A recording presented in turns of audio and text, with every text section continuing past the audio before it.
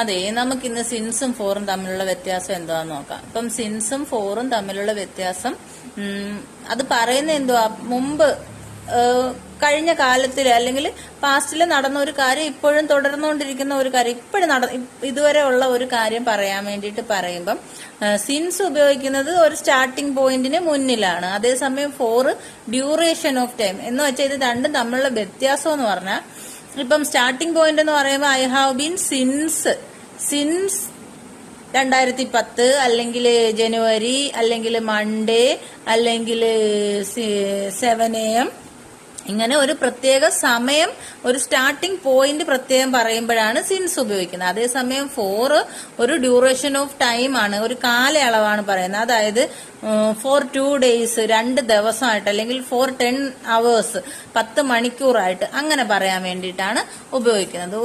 ഉദാഹരണം പറയുമ്പം I have been living in India since 2010. 2010 മുതൽ ഞാൻ ഇന്ത്യയിൽ താമസിക്കുന്നു. അതേസമയം I have been living in India for 10 years 10 വർഷമായിട്ട് താമസിക്കുന്നു എന്ന് പറയുമ്പം അതിന് മുന്നിൽ ഫോർ ആണ് ഉപയോഗിക്കുന്നത്. അതേസമയം 2010 മുതൽ ആണെന്ന് പറയാൻ സിൻസും. അത് മനസ്സിലായോ? 2-3 ഉദാഹരണം കൂടി പറയാം, അപ്പോഴും മനസ്സിലാവും.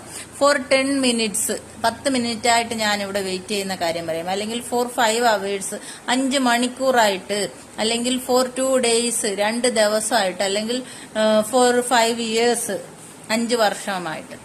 അതേസമയം സിൻസ് ആണെങ്കിൽ എന്തോ ഉപയോഗിക്കുന്നത്, സിൻസ് 10 o'clock 10 മണി മുതൽ, സിൻസ് ജനുവരി, സിൻസ് മൺഡേ, സിൻസ് 2010 അങ്ങനെ പറയും. അപ്പം സിൻസും ഫോറും എപ്പോഴും തെറ്റുന്ന ഒരു കാര്യമാണ് പിള്ളേർക്ക്.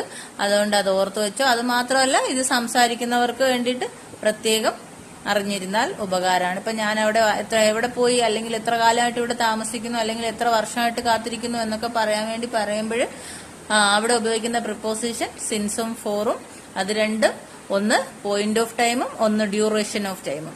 ഫോർ 10 years അല്ലെങ്കിൽ 10 hours 10 days അല്ലെങ്കിൽ ഫോർ 2 months 2 years അങ്ങനെ പറയുമ്പോൾ ഫോറും.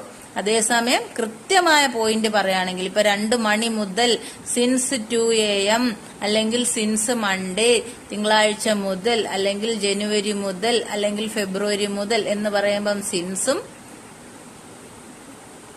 അല്ലാത്തപ്പം ഫോറും.